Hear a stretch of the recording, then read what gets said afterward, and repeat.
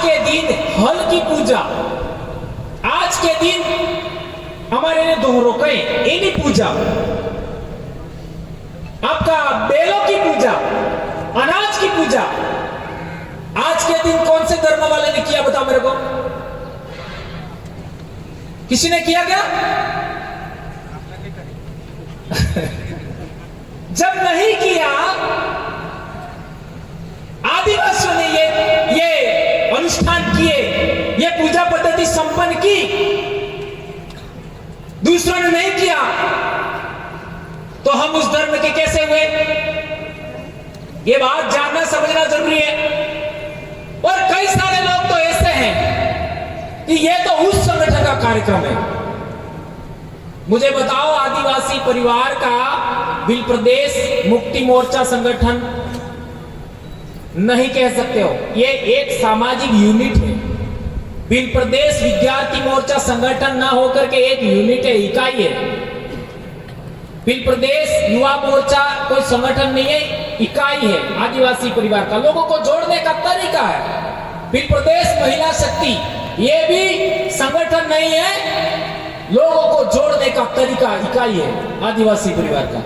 अभी हम लोगों ने अनुसूचित क्षेत्र आरक्षण मोर्चा बनाया, वो भी संगठन नहीं है, ये भी सामाजिक इकाई है। अभी एक और हम लोग बना रहे हैं, आदिवासी संस्कृति रक्षण समिति, वो भी कोई इसका कोई अध्यक्ष वगैरह नहीं है, मात्र संयोजक होते हैं। अब ये जितने भी नाम लिए, उनमें किसी का कोई अध्यक्ष है क्या? किसी का कोई अध्यक्ष नहीं है। ये बात हम लोगों ने हमारे इलाके के लोगों को समझाया, इतना बड़ा काम हो गया, इतने बड़ी संख्या में लोग जुड़ गए, लाखों लोग। अब आपका तो क्या है, एक संगठन के 8-8, 10-10 तो प्रदेश अध्यक्ष है, 5-7 तो जिला अध्यक्ष है। अध्यक्षीय प्रणाली आदिवासियों के लिए घातक है, ये बात नोट कर लीजिए। अध्यक्षीय प्रणाली आदिवासियों की नहीं है, काउंसिल प्रणाली आदिवासियों की है। सभी लोगों की इच्छाओं को महत्व देने वाली काउंसिल, सभा, उसमें जो राय बनती है उसको आगे बढ़ाइए। और आपके मध्य प्रदेश में तो ऐसी भी बातें हमको सुनने मिलती है, कहां आदिवासी लिखा है, हम तो जनजाति है, आदिवासी है ही नहीं, ऐसे भी कई लोग तो बोल देते। अब सवाल पैदा होता है कि क्या आपने 5 जनवरी 2011 का सुप्रीम कोर्ट का जजमेंट पढ़ा? उसके अंदर क्या लिखा है? ये जजमेंट लाया हूं, इसके अंदर देख लीजिए।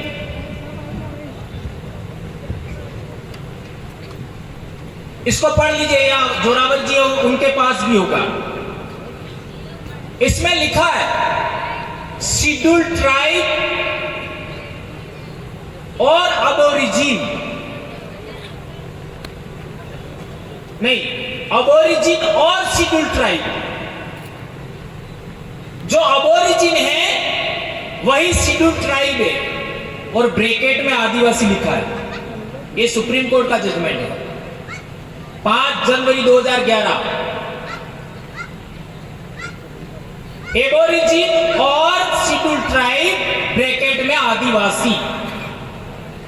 आज तक इस पर यह गलत लिखा, किसी ने क्लेम नहीं किया है। यह जजमेंट हम लोगों को 2012 में पहली बार हमको पता लगा कि इसमें ऐसा लिखा है। इसमें बहुत सारी बातें लिखी है, और इसी को आधार मान करके आदिवासी परिवार बनाया।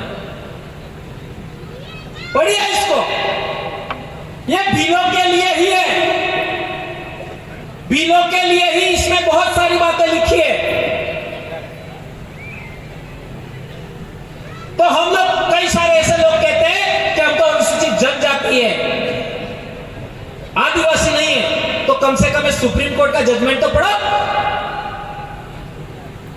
अब दूसरी बात यह है, ये हमारे स्कूल में किताब चलती है, पर आए। आज का दिन हमारे समाज के लिए कितना महत्वपूर्ण है, यह विभिन्न साथियों ने बताया। आज का दिन एक भी गांव ऐसा खाली नहीं है जहां विवाह नहीं है। एक भी गांव ऐसा खाली नहीं है जहां विवाह नहीं है। यह हम बात जानते हैं क्योंकि हर एक साल ऐसा होता है। और आज के दिन में एक भी घर ऐसा खाली नहीं है जहां खेती बाड़ी से संबंधित पूजा नहीं होती है,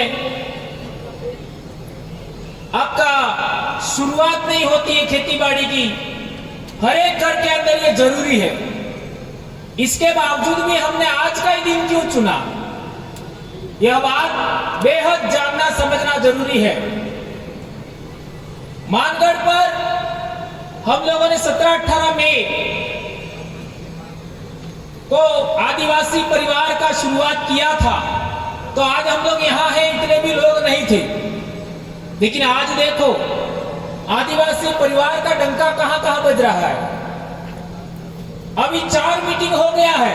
आदिवासी परिवार की व्यवस्था के अकॉर्डिंग ही देश भर के सभी संगठनों का अलायंस बन रहा है और 30 संगठनों का अलायंस पूरा हो गया है। 30 संगठनों का। और आने वाले समय में 13 जुलाई को राजस्थान में मीटिंग है। पश्चिमी भारत के जो बचे हुए संगठन हैं उनको भी जोड़ दिया जाएगा। ये आदिवासी परिवार के नेतृत्व में इतना बड़ा काम हो रहा है हमारी आइडियोलॉजी के अनुरूप। उसमें हमने बात रखा कि कोई भी व्यक्ति प्रमुख नहीं होगा, कोई भी अध्यक्ष नहीं होगा, सब अपने अपने संगठन को जिंदा रखना है, किसी को भी खत्म नहीं करना है। हाँ, हम एक जगह एक जगह पर बैठेंगे, कोई प्रमुख नहीं होगा। उस बात को एक्सेप्ट किया गया। जिस तरीके की आदिवासी परिवार की व्यवस्था है, आदिवासी परिवार कोई संगठन नहीं है, इसका कोई अध्यक्ष नहीं है। उसमें जो व्यवस्थाएं हैं वही बात हम लोगों ने दूसरे लोगों के सामने साझा किया और उन लोगों ने इस बात को एक्सेप्ट किया, माना। तो इसी तरीके की बातें हम लोग पूरे देश भर में हमारे समाज के लोग इसको एक्सेप्ट कर रहे हैं, स्वीकार कर रहे हैं और आगे बढ़ रहे हैं। इसके लिए जिम्मेदार या फिर आप सबका योगदान रहा है। भील आदिवासियों का इतना बड़ा कार्यक्रम पूरे इलाके में पिछले 10 साल में हुए। अभी 17 मई को हमारे 10 साल पूरे हो जाएंगे। लेकिन इस बीच में हमने बहुत सारी ऐसी बातें भी देखी जिसकी वजह से हमारे बहुत सारे संगठन टूटे, बिखरे। और उसके बड़े बड़े कारण क्या रहे वो आप सब जानते हो, आपसे बेहतर कौन जानता है।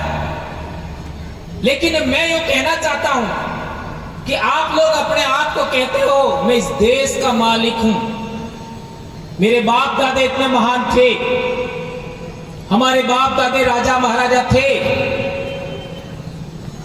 ये सब बातें हम बोलते हैं और हमें भील प्रदेश बनाना है, ये भी बात हम कहते हैं।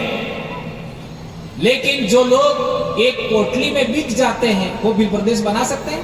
नहीं।